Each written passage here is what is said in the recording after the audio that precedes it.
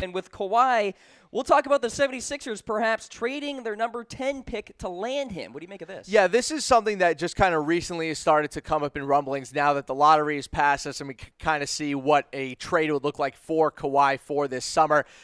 It seems that the 76ers would be willing to move that top 10 pick. For me, though, do the Spurs want the 10th overall pick for Kawhi? For me, that just doesn't seem to be high enough for a player of Kawhi's stature.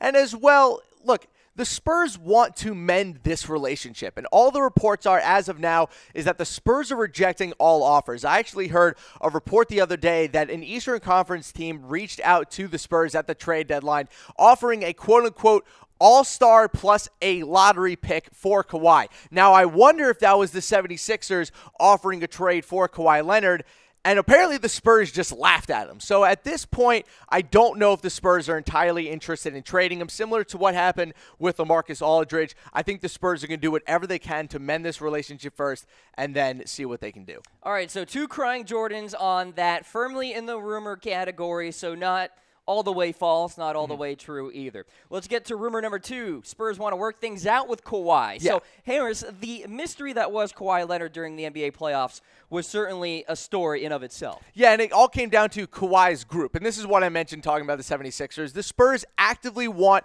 to mend this relationship, similar to what they did with LaMarcus Aldridge last offseason. Now, the big story, really, the hidden lead here is why are the Spurs having so many issues with star players over the past 2 seasons, first with Aldridge, now with Leonard. But from a Leonard standpoint, does he really want to leave? Because if the Spurs are really serious about keeping him, they can walk into a meeting with Kawhi Leonard's group and say, do you want 5 years, $200+ million? Because we can give you that contract right here and now. He can get the Supermax this offseason. He does still have about 2 years left on his current deal, but that Supermax of $200 million, I just don't know how any person can turn down $200 million to play basketball. I know that he can go to LA and get a ton of money just like what Durant is going to do with Golden State, but if you're a Kawhi Leonard, you can mend a relationship with Greg Popovich, you can get your money, you can stay in San Antonio,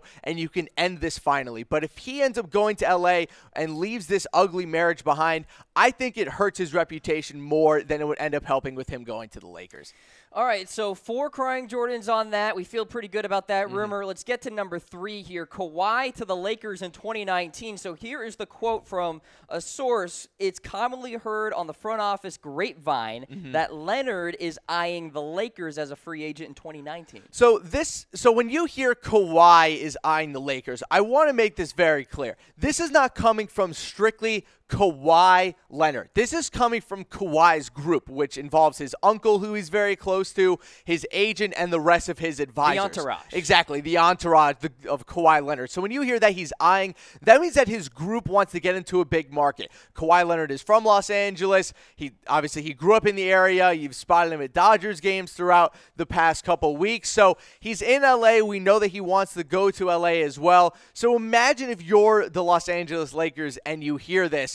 They have reportedly shifted their plans for Kawhi Leonard. Now, that doesn't mean that they aren't going to go after LeBron James and Paul George. But what that probably means is that they're only going to sign one of them this offseason. So they'll get one of LeBron or Paul George and then go after Kawhi Leonard hard this offseason, obviously, if he doesn't sign that Supermax. So we'll see what happens with Kawhi and the Lakers. But as of right now, it is still very fluid. It could go any direction. He could stay with the Spurs. He could get traded. He could sit out next season. Anything could happen, and we'll obviously keep you updated here on NBA Weekly as we go. Of course, and we want to hear from you guys. As you see in the bottom right of your screen, we'll be asking questions of you throughout the broadcast. Hit us up in comments on Facebook Live as well as YouTube. We do go back and read them and respond.